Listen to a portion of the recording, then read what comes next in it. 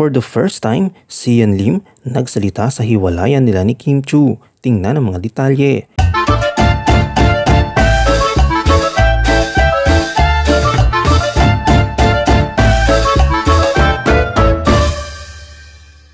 Nitong Lunes, January 8, alas 2 ng madaling araw, natapos ang shooting ni Sian Lim para sa pelikulang Mga Laro sa Dilim. Kahit pagod, kitang-kita ang gwapong-gwapo at masayang mukha niya habang dumalo sa grand video conference ng GMA7 primetime series na Love, Die, Repeat sa isang hotel sa Quezon City nitong hapon. Ang Mga Laro sa Dilim ang temporaryang titulo ng pelikula kung saan kasama si Sian, Sanya Lopez at Kuling Garcia. Ito isang joint venture ng Viva Films at GMA Pictures sa direksyon ni Mark Reyes. Napansin ng entertainment press ang magandang anyo ni Sian na nagbigay sa kanila ng ideya na unti-unti na siyang nakaka-recover mula sa kanilang breakup ni Kim Chiu. Kinumpirma ni Kim ang kanilang hiwalayan noong December 23, 2023. Bagamat alam ni Sian na hindi may iwasan ng mga tanong tungkol dito, maayos siyang sinagot ang ilan sa mga ito sa press conference. Sa tanong kung paano niya ibinagdiwang ang Pasko at Bagong Taon, ibinahagi ni Sian ang simpleng selebrasyon lang kasama ang kanyang ina, lola at lolo. Matapos ang malaking taping, nagkaroon ng pansamantalang paghinto dahil sa papagbuntis ni Janelle Mercado ang bida ng teleserye.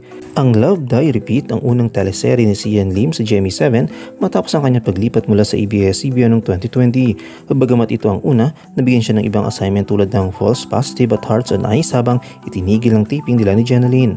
Ayon kay Sian, mahirap ang mga paulit-ulit na eksena sa kanilang teleserye kaya't kumapit sila sa kanilang direktor na si Jerry Sineneng. Sa kanyang pahayag ay sinabi, "Kapit lang po kami talaga kay Direk Jerry and of course with our co-actors na parang pag-uusap namin na ano nga ba ang nangyari. So tulungan po talaga siya dahil talagang hindi po namin ito matatapos na wala po silang lahat na sumuporta sa amin. Naniniwala po talaga kami sa proyekto. We are really excited for the very start na nagsimula kami mga 3 to 4 years ago up until now. Naniniwalaan ito namin ng project." Lubos na pasasalamat ng aktor sa GMA Network Management dahil sa patuloy na nagtiwala sa kanyang kakayahan bilang aktor. Matatandaan nga na noong December 23, binasag ni Kim Chiu ang kanyang katahimikan sa pagmamagitan ng isang Instagram post. Hindi siya nagbigay ng detalye kung ano ang naging dahilan ng kanilang paghiwalay, ngunit sinabi niyang sometimes love is not enough.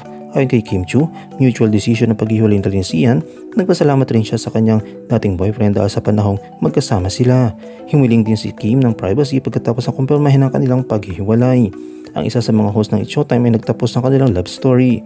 Matapos nga ang 12 years ng pagsasama, kanilang pinasyang gawing magkaibigan na lamang.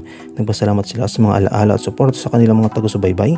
Hinihiling ang pag-uunawa at paggalang habang pumapasok sila sa mga bagong yugto ng kanilang buhay. Humingi din sila ng privacy para sa kanilang paggaling at pagtatapos ng kabanatang ito ng kanilang buhay. Anong yung komento kaugnay dito? Shoutout tayo kay Slapshack Masinda de Miguel, kay Perla Cruz at kay Roberto Solis.